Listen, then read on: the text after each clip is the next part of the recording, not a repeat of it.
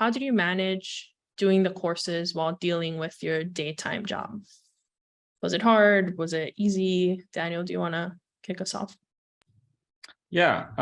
So again, I had a full-time job mostly while doing the foundations. I will say I did take advantage of like the Christmas break time, right when the schools are changing. So I did take advantage of that and being able to get a lot of foundation work done then.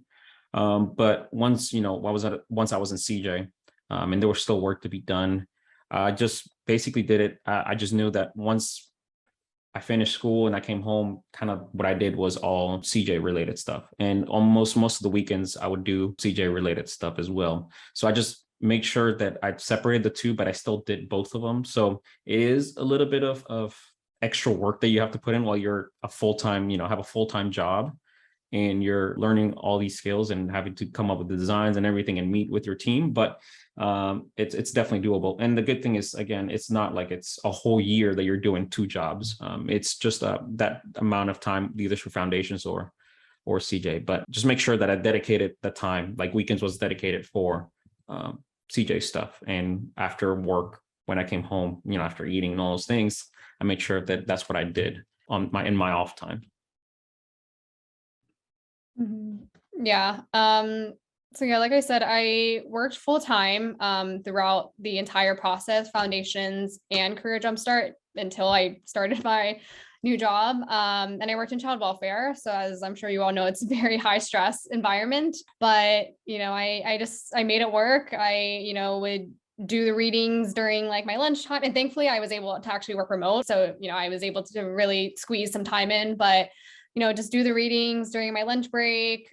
But pretty much like every day after work, I just kind of dedicated again, like after dinner, just, spending the rest of the night doing the readings, doing the activities, using my weekends to do it. I think it's definitely doable. And I feel like it kind of just all goes back to what I said is you get out what you put in. So, I feel like I dedicated a lot of my evenings and weekends towards it, to get through the course and to make sure that I was really, learning and grasping everything.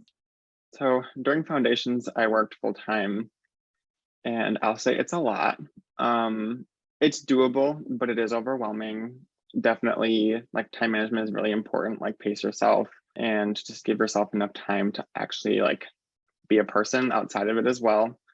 Career Jumpstart, I went part-time because I made the decision to do more than one project at once, which you don't have to do. But it became a little bit too much for me. So I ended up going part-time at the job because I was able to do that. And then, yeah, by the end of it, I kind of quit my job because I just didn't like it a lot.